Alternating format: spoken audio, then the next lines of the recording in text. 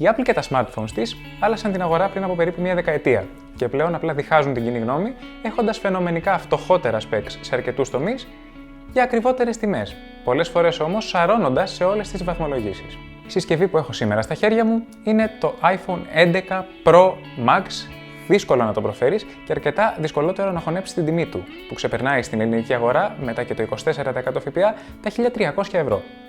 Γεια σας, είμαι ο Γιώργος Νηράκης, βλέπετε Intelligent και σήμερα θα προσπαθήσουμε να δώσουμε μια απάντηση στο ερώτημα: αξίζει πραγματικά τόσα χρήματα το iPhone ή η Apple την έχει ψωνίσει εντελώς και αξίζει τη χλέβη και την αποστροφή όλων μας? Ας ξεκινήσουμε.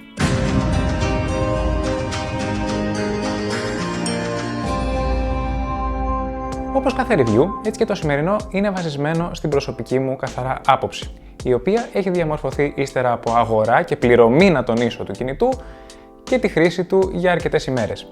Γενικά, επίσης, σε αντίθεση με τους περισσότερους, θα πάρω τη συσκευή σαν ολότητα και δεν θα σταθώ αποκλειστικά στις διαφορές με το περσινό μοντέλο.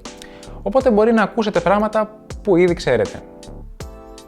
Σταθερά στο οικοσύστημα της Apple βρίσκομαι τα τελευταία 2 χρόνια περίπου, αν και έχω υπάρξει και παλιότερα, ως χρήση των περισσότερων συσκευών που κατασκευάζει η συγκεκριμένη εταιρεία, όπως Mac, iPad, Apple Watch κλπ. Και έχω να πω πως πρώτον, είναι πάρα πολύ ωραία φάση και δεύτερον, είναι η μεγαλύτερη κομπίνα που έχει γίνει ποτέ στην ιστορία της τεχνολογίας. Γιατί οι συσκευές της Apple λειτουργούν τόσο καλά μεταξύ τους που μπορείτε να κάνετε αντιγραφή κάτι στον υπολογιστή σας και να το επικολλήσετε στο κινητό σας. Μπορεί να χτυπάει το κινητό σας και να το σηκώσετε ωραιότατα από το iPad σας. Μπορεί να γράφετε μια σημείωση στο iPad σας, να πάτε στον υπολογιστή σας και με το πάτημα ενός κουμπιού να συνεχίσετε από εκεί που είχατε μείνει. Αυτό σημαίνει πως αν την πατήσετε και πέσετε στην παγίδα, καταστραφήκατε. Το να φύγετε από την πλατφόρμα γίνεται πάρα πολύ δύσκολο, διότι παράλληλα είναι και πολύ καλή εμπειρία χρήσης. Οπότε και να αποφασίσεις να αλλάξεις μία από τις συσκευές, κάποια ή κάποιες από τις υπόλοιπες, πολύ πιθανό να σε κρατήσει πίσω. Σατανικό! Εκτός αυτού υπάρχει επίσης το iMessage, μια άριστη πλατφόρμα instant messaging, αποκλειστικά για χρήστες Apple, το AirDrop για άμεση κοινή χρήση αρχείων μεταξύ χρηστών Apple και ένα σωρός άλλες λειτουργίες για τις Apple συσκευές που κάνουν τα πράγματα ακόμα πιο εθιστικά. Μία από τις αγαπημένες μου π.χ. είναι η κοινή χρήση κωδικού Wi-Fi. Αν κάποιος από τις επαφές σας είναι κοντά σας συνδεμένος σε ένα δίκτυο Wi-Fi και προσπαθήσετε να συνδεθείτε και εσείς στο ίδιο δίκτυο, θα βγει παράθυρο στο φύλλο σας για να σας προμηθεύσει τον κωδικό αυτόματα. Ευφιέστατο. Τα iPhone τρέχουν το λειτουργικό σύστημα iOS, το οποίο κατασκευάζει η Apple μόνη της από το 0 σε αντίθεση με τον περισσότερο ανταγωνισμό και αυτό της επιτρέπει να έχει συσκευές που τρέχουν γρήγορα και ομαλά, ενώ τόσο η ποιότητα του λειτουργικού όσο και των εφαρμογών τρίτων είναι σε πολύ υψηλό επίπεδο, σε αντίθεση με όλο τον ανταγωνισμό. Το iOS βέβαια έχει τα θετικά του, έχει και τα αρνητικά του. Στα θετικά σίγουρα συγκαταλέγεται η ευκολία και η φιλικότητα στο χρήστη για πολλά πράγματα και αυτή η προσοχή στη λεπτομέρεια με λειτουργίες και χειρονομίες που υπάρχουν και απλά τις χρησιμοποιείτε φυσικά χωρίς καν να το καταλάβετε. Στα αρνητικά σίγουρα συγκαταλέγεται η δυσκολία και η εχθρικότητα στο χρήστη για πολλά πράγματα, όπως για να βάλεις ένα απλό ringtoner, αδερφέ, που επειδή τα εμπορεύονται μέσω iTunes, πρέπει να σου βγάλουν την ψυχή για να τα βάλεις, αν δεν θες να πληρώσεις, ακόμα και αν έχεις αγοράσει το τραγούδι από το iTunes Store ή τη μουσική που αν δεν πληρώσεις το Apple Music ή κάποια παρόμοια πλατφόρμα, για να την περάσεις στο κινητό θα πρέπει να αντιμετωπίσεις έναν από τους μεγαλύτερους εχθρούς της ανθρωπότητας, το iTunes. Τέλος πάντων, ναι, η Apple αγαπάει τα λεφτά της και αυτό βγαίνει προς τα έξω. Το iPhone 11 Pro Max πάντως, κατά τη γνώμη μου, είναι από τα καλύτερα, αν όχι το καλύτερο κινητό που μπορεί να αγοράσουν τα λεφτά αυτή τη στιγμή. Μόλις το κρατήσετε στα χέρια σας, θα νιώσετε τη στιβαρή κατασκευή του και το αρκετούτσικο βάρος του. Σχεδιαστικά, από τις περισσότερες απόψεις, είναι πανομοιότυπο με τις προηγούμενες γενιές, με σύμφωνα με την Apple το πιο άθραυστο γυαλί στον κόσμο, στην μπροστά και στην πίσω όψη, το οποίο σπάει και χαράσεται κανονικά, με αιματηρές συνέπειες και ατσάλι περιμετρικά. Φέτος όμως η πίσω όψη απέκτησε μάτι υφή, το λογότυπο μετακινήθηκε στο κέντρο, τα όποια γράμματα υπήρχαν αφαιρέθηκαν, ενώ τόσο το λογότυπο όσο και το εξόγκωμα για τις κάμερες είναι ακόμα γυαλιστερά. Πράγμα που κάνει μια πανέμορφη αντίθεση. Η προσοχή στη λεπτομέρεια γίνεται εμφανής από το γεγονός πως το πίσω γυαλί είναι σκαλισμένο από ένα ενιαίο κομμάτι γυαλί. Προσωπικά μου αρέσει πολύ η φετινή προσέγγιση, αν και το σύστημα των καμερών θα μπορούσε να είναι αρκετά διακριτικότερο. Το τηλέφωνο έχει διαστάσεις 178 x 77,8 χιλιοστά και πάχος 8,1 χιλιοστά, λίγο αυξημένο από τα 7,7 του iPhone 10s Max. Το βάρος του είναι επίσης αυξημένο από πέρσι στα 226 γραμμάρια. Η αλήθεια είναι πως είναι λίγο τούβλο. Έχει βάρος όσο 2 ολόκληρα iPhone 5. Τέλος, νομίζω ότι είναι σημαντικό να αναφέρω πως πρόκειται για το πιο ανθεκτικό σε νερό τηλέφωνο στην αγορά αυτή τη στιγμή, μιας και έχει πιστοποίηση IP68, η οποία κανονικά λέει πως πρέπει η συσκευή να αντέχει τουλάχιστον 1,5 μέτρο για τουλάχιστον 30 λεπτά, όμως η Apple το πήγε σε αντοχή για 4 μέτρα για 30 λεπτά. Ωστόσο, προσοχή, όπως και να έχει, αν το αποκτήσετε, μην δοκιμάσετε να το χρησιμοποιήσετε στη θάλασσα ή οπουδήποτε μέσα στο νερό. Πρώτον, με τον καιρό τα μέτρα διαβροχοποίησης αρχίζουν και φθύρονται. Και δεύτερον, η θάλασσα και οι πισίνες έχουν βλαβερά χημικά για τις συσκευές σας που πολύ πιθανόν να τις καταστρέψουν. Και τρίτον, δεν εγγυάται κανείς πως δεν θα χαλάσει. Οπότε, αν κάτι πάει στραβά, συγχαρητήρια, μόλις χάσατε 1,5 χιλιάρικο χωρίς κανένα λόγο. Τώρα, η όλη εμπειρία ξεκινάει με μία από τις καλύτερες οθόνες της αγοράς, την Super Retina XDR κλπ. Τεχνολογίας OLED, 6,5 ίντσων, ανάλυσης 1242x2688 πίξελ, πυκνότητας 458 πίξελ ανά ίντσα και φωτεινότητας ως 800 nits, που μπορούν όμως να φτάσουν τα 1200 κατά την αναπαραγωγή HDR. Παράλληλα, υποστηρίζει μια τεχνολογία της Apple που λέγεται True Tone και στην ουσία αλλάζει την ισορροπία του λευκού ανάλογα με το φωτισμό του περιβάλλοντος χώρου. Τέλος, διαθέτει HDR10 και Dolby Vision, τεχνολογίες τις οποίες ποτέ μου δεν πολύ κατάλαβα, αλλά αν σας ενδιαφέρει είναι παρούσες. Δυστυχώς, κάτι που με έχει ενοχλήσει πάρα πολύ είναι πως στη γενιά αυτή αφαιρέθηκε το 3D Touch, μια τεχνολογία που επέτρεπε στις οθόνες των iPhone να αντιλαμβάνονται την πίεση ενός αγγίγματος, δίνοντας πρόσβαση σε κάποια πρόσθετα μενού. Ωστόσο, οι συντομεύσεις αυτές κατά πλειοψηφία βρίσκονται ακόμα στο iOS, προσβάσιμες μέσω παρατεταμένου αγγίγματος. Αυτό το αποκαλεί η Apple Haptic Touch, κάτι που δεν αφορά κανέναν. Haptic επειδή τα iPhone έχουν το καλύτερο σύστημα δόνησης και απτικής ανάδρασης σε κινητό και στην ουσία σε παρατεταμένα αγγίγματα το iPhone κάνει κάτι περίεργα κλικ. Η οθόνη των νέων iPhone, αν και έχουν μικρή σχετικά διαφορά με την προηγούμενη γενιά, δεν έχουν να ζηλέψουν τίποτα σχεδόν από κανένα κινητό. Και απλά δείχνουν το δρόμο στην ακρίβεια χρωμάτων, πράγμα που στερούνται πολλά τηλέφωνα με OLED στην αγορά. Και λέω σχεδόν γιατί δυστυχώς ακόμα ο ρυθμός ανανέωσης της οθόνης παραμένει στα 60 Hz, ενώ έχει αρχίσει να γίνεται mainstream το 90. Η εμπειρία θέασης συνοδεύεται από στερεοφωνικά ηχεία, ένα στο κάτω μέρος και ένα στην εγκοπή της οθόνης, που σε συνδυασμό με ειδικό λογισμικό εξομοίωσης της συσκευής υποτίθεται παρέχουν κάτι που η Apple λέει Spatial Audio, τέλος πάντων Virtual Surround κάποιου τύπου, ενώ παράλληλα υποστηρίζεται στα χαρτιά και η τεχνολογία Dolby Atmos. Δεν ξέρω αν μπορεί να υποστηριχθεί Atmos από δύο μικροσκοπικά ηχεία και μόνο, προσωπικά το θεωρώ κατάχρηση του όρου, αλλά τέλος πάντων ο ήχος είναι δυνατός και καθαρός, αρκετά προσεγμένος όπως μας έχει συνηθίσει τελευταία η Apple και σε αντίθεση με το iPhone 10 που είχα, αυτό που παρατηρώ είναι πολύ καλύτερη στερεοφωνία. Κατά τη χρήση σε οριζόντιο προσανατολισμό τουλάχιστον. Στην ψυχή του τηλεφώνου βρίσκεται το εξαπύρινο chipset A13 Bionic της Apple, το οποίο διαθέτει τον ταχύτερο επεξεργαστή και την ταχύτερη κάρτα γραφικών σε κινητό, τόσο κατά την Apple όσο και κατά τα benchmarks, τα οποία τελευταία η Apple απλά δείχνει το δρόμο. Έχει 4 GB RAM σταθερά σε όλα τα φετινά μοντέλα και 64, 256 ή 512 GB ενσωματωμένης μη επεκτάσιμης μνήμης. Όσον αφορά τα κινητά δίκτυα, το iPhone 11 υποστηρίζει τα πάντα πάνω κάτω, εκτός από 5G. Έχει δυνατότητα χρήσης ως Dual SIM, με χρήση μια eSIM που προς το παρόν παρέχει μόνο η Cosmote, ενώ είναι και από τις πρώτες συσκευές με υποστήριξη Wi-Fi 6, που δεν μας αφορά εμάς εδώ σχεδόν καθόλου, αφού με ταχύτητες στην καλύτερη στα 200 Mbps σε 6 σπίτια σε όλη την Ελλάδα, δεν παίζει να κάνουμε χρήση του. Τέλος, το iPhone διαθέτει και NFC, το οποίο μπορεί να χρησιμοποιηθεί είτε για την ανάγνωση και εγγραφή NFC tags, είτε για τη χρήση του τηλεφώνου ως μέσο πληρωμής σε POS με το Apple Pay, το οποίο φέτος άρχισε να υποστηρίζεται στο περίπου και στην Ελλάδα, δυστυχώς μόνο από κάποιες διαδικτυακές τράπεζες του εξωτερικού. Νομίζω πως για iPhone ασχοληθήκαμε υπερβολικά με τα specs, νομίζω πως αν γνωρίζετε οτιδήποτε για τα iPhone, αυτό θα είναι οι τρομερές τους επιδόσεις. Και θα μείνω εκεί, το τηλέφωνο δεν κολλάει πουθενά. Μεγάλη προσοχή δείχνει να δόθηκε φέτος στη διάρκεια της μπαταρίας, αφού αυξήθηκε ως και 5 ώρες τα νέα μοντέλα. Πραγματικά το συγκεκριμένο iPhone δεν μπορώ να το σκοτώσω σε μια μέρα με τίποτα. Προσωπικά θεωρώ πως αν ένα κινητό μπορεί να με βγάλει μια ολόκληρη ημέρα και να μου αφήνει γύρω στο 30% μέχρι να κοιμηθώ για ώρα ανάγκης, είναι καλά. Και αυτό το iPhone το καταφέρνει άνετα προς το παρόν. Μιας και με μέτρια ως βαριά χρήση βγάζει περισσότερο από 10 ώρες ενεργής οθόνης. Η μπαταρία του βέβαια δεν είναι κάτι εντυπωσιακό στα χαρτιά, όπως μας συνηθίζει η Apple, αφού είναι 3.000 περίπου mAh στο μικρό iPhone 11 Pro και περίπου 4.000 στο iPhone 11 Pro Max. Όμως είναι αρκετά αυξημένη από πέρσι και αυτό λέγεται ότι βασίζεται στο 3D Touch και την απουσία του. Μακάραν πιο σημαντική αναβάθμιση στο νέο iPhone είναι το νέο σύστημα καμερών, με αλλαγές σε κάθε κάμερα του κινητού και προσθήκη μιας νέας.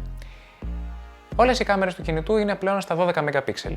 Η κύρια κάμερα του κινητού είναι αυτή, είναι απλός φακός, διαθέτει οπτική σταθεροποίηση και τραβάει την καλύτερη ποιότητα φωτογραφιών από όλες, χάρη και στο αρκετά μεγάλο διάφραγμα f1.8. Το διάφραγμα χοντρικά έχει να κάνει με τη διάμετρο του ανοίγματος του φακού. Και όσο μικρότερο είναι το f, τόσο μεγαλύτερο είναι το άνοιγμα του φακού, επιτρέποντας την είσοδο περισσότερου φωτός, άρα καλύτερης ποιότητας φωτογραφιών με λιγότερο θόρυβο. Πίσω ακόμα έχουμε το γνωστό από τα χρόνια του iPhone 7 Plus τηλεφακό, με οπτική σταθεροποίηση που κάνει οπτικό zoom επί 2 και βέβαια το νέο ευρυγόνιο φακό, χωρίς οπτική σταθεροποίηση μιας και δεν χρειάζεται, που στην ουσία μικραίνει την εικόνα στο 0,5, δίνοντας τη δυνατότητα να φωτογραφίσετε μεγαλύτερο κάδρο. Τέλος, βλέπετε αυτή την αρκετά ευδιάκριτη εγκοπή στην οθόνη. Αυτό σύμφωνα με την Apple είναι το σύστημα True Depth, που περιλαμβάνει μια κάμερα πλέον στα 12 MP από 7 που ήταν μέχρι την προηγούμενη γενιά και ένα σωρό αισθητήρες υπερήθρων που διαβάζουν τρισδιάστατα το πρόσωπό σας και όλα αυτά χρειάζονται για να επιτευχθεί ένα από τα πιο αδιαπέραστα συστήματα ασφαλείας σε κινητό, το Face ID. Το Face ID αντικαθιστά τον πλέον καθιερωμένο αισθητήρα δαχτυλικού αποτυπώματος και είναι στην ουσία αναγνώριση προσώπου, αλλά πολύ προηγμένη.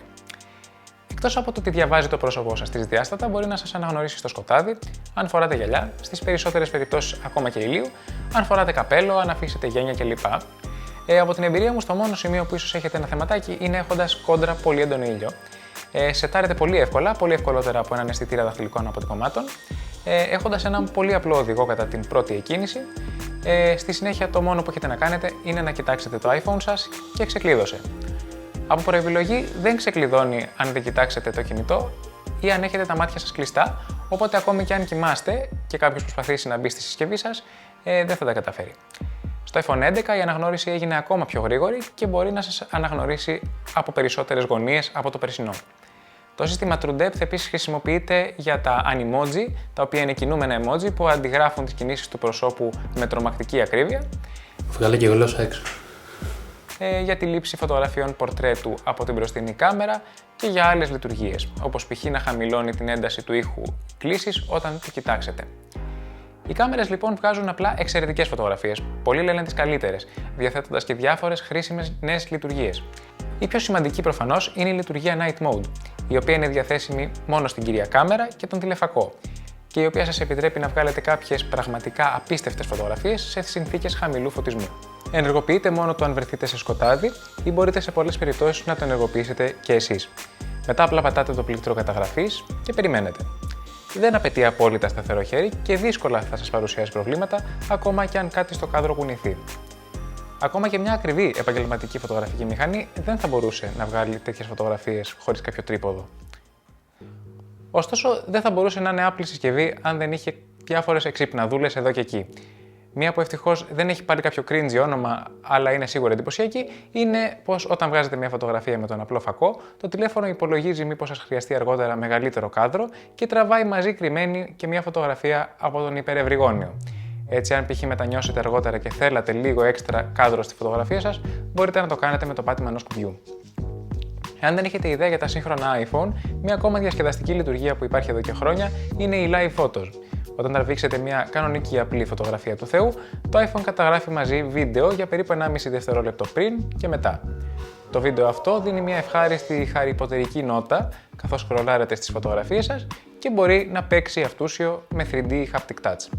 Τέλος, πολύ της μόδας είναι εδώ και χρόνια το Portrait Mode, μια λειτουργία που σας επιτρέπει να τραβήξετε ή τουλάχιστον να το προσποιηθείτε φωτογραφίες με πολύ ρηχό βάθος πεδίου εστίασης, πράγμα που κάνει πιο έντονο το θόλωμα στο παρασκήνιο και δίνει αυτό το ενδιαφέρον τρισδιάστατο σχεδόν look στις φωτογραφίες.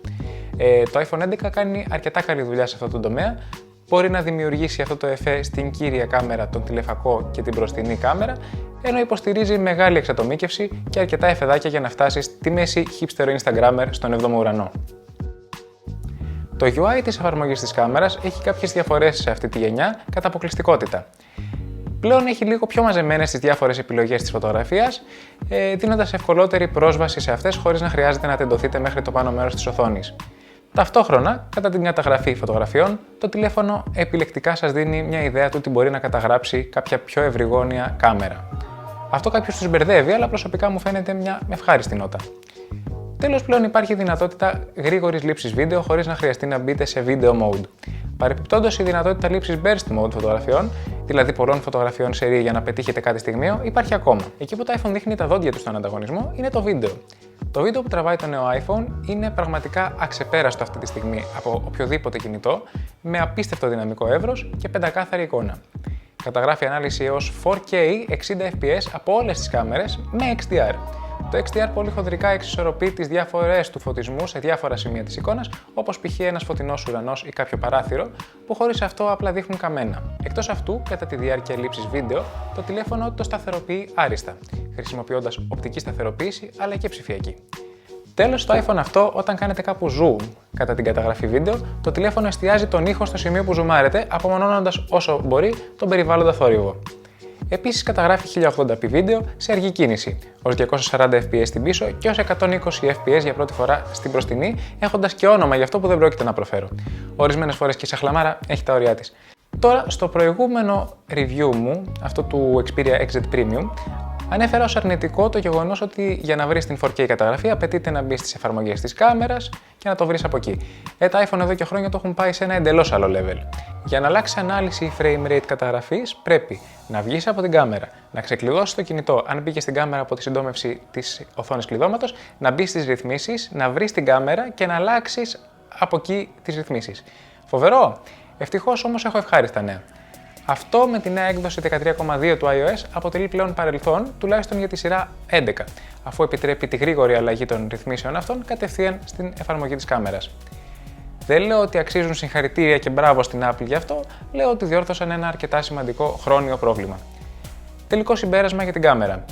Προσωπικά νιώθω πως αυτό το κινητό μου δίνει την αυτοπεποίθηση πως μπορώ να καταγράψω σχεδόν ό,τι μπορεί να χρειαστώ. Προσωπικά το τονίζω, πιστεύω πως είναι σφαιρικά αυτή τη στιγμή ό,τι καλύτερο κυκλοφορεί εκεί έξω. Και κάπου εδώ φτάσαμε στο τέλος του review αυτού. Γενικώς η αίσθηση που μου άφησε αυτή η συσκευή είναι πως η Apple φέτος πρωτοτύπησε και φαίνεται να άκουσε τους χρήστες και τους reviewers και μας έδωσε ό,τι ζητήσαμε. Ταχυφορτιστή στο κουτί, υπερευρυγόνια κάμερα, τέλειες φωτογραφίες σε συνθήκες χαμηλού φωτισμού, μεγαλύτερη μπαταρία ακόμα και με κόστος να παχύνει λίγο η συσκευή και πρόσβαση στη ρύθμιση της ανάλυσης του βίντεο μέσα στην εφαρμογή της κάμερας. Ματ πλάτη και ταυτόχρονα άλλες λειτουργίες και βελτιώσεις που δεν είχαμε καν σκεφτεί ότι μπορεί να χρειαζόμασταν. Προσωπικά αυτά που μου λείπουν είναι το portrait mode σε βίντεο, πράγμα που βέβαια είναι σχεδόν αδύνατο, αλλά δικαιούμαι να έχω τις αυταπάτες μου κι εγώ. Γρηγορότερη και αμφίδρομη ασύρματη φόρτιση που υποτίθεται θα είχαμε φέτος, αλλά λείπει για κάποιο λόγο. Υψηλότερο ρυθμό ανανέωσης στην οθόνη, π.χ. 120Hz όπως στα iPad Pro. Υποστήριξη Apple Pencil, τουλάχιστον στο Max. USB Type-C. Βίντεο πιο αργής κίνησης, όπως έχει πλέον ο περισσότερος ανταγωνισμός και έχει πολύ πλάκα, όπως π.χ. 960fps. Λίγο μεγαλύτερη ελευθερία στο iOS, κυρίως όσον αφορά τα media. Να τονίσω π.χ. πως για κάποιο λόγο το iPhone ακόμα δεν στέλνουν αρχεία μέσω Bluetooth ή έστω κάποιας άλλης τεχνολογίας σε συσκευές άλλων κατασκευαστών. Ενώ δεν μπορώ να μην αναφέρω και εδώ το πόσο με ενοχλεί που αφαιρέθηκε το 3D Touch. Είμαι από τους λίγους που το χρησιμοποιούσαν αρκετά, ωστόσο θα ήθελα να κάνω λίγο την ανατροπή. Το iPhone 11 Pro και iPhone 11 Pro Max δεν αξίζουν τα χρήματά τους για τους περισσότερους χρήστες. Βλέπετε, υπάρχει το iPhone 11. Είναι ακριβώς το ίδιο κινητό από όλες τις απόψεις, αλλά με αλουμίνιο αντί για τσάλι, χωρίς τηλεφακό, χωρίς ματ πλάτη, με αδιαβροχοποίηση στα 2 αντί τα 4 μέτρα και με LCD αντί για OLED, το οποίο κοστίζει 400 και 500 ολόκληρα ευρώ λιγότερα. Στην ουσία, με μια μικρή θυσία σε οθόνη, design και κάποιες αμεληταίες λειτουργίες, γλιτώνεται περίπου 35% των χρημάτων. Πριν αγοράσετε λοιπόν κάποιο iPhone 11 Pro, απλά πηγαίνετε σε ένα κατάστημα, βάλτε το δίπλα στο iPhone 11 και αναρωτηθείτε, αξίζει 500 ευρώ παραπάνω το Pro? Αν απαντήσατε ναι, τότε και μόνο τότε το iPhone 11 Pro είναι για εσάς. Συμμαζεύοντας λοιπόν όλα αυτά, άριστες φωτογραφικές δυνατότητες, ασύγκριτες επιδόσεις, πανέμορφο design, υπεραρκετή μπαταρία, πανέμορφη οθόνη, πολύ καλός ήχος και βέβαια το οικοσύστημα της Apple.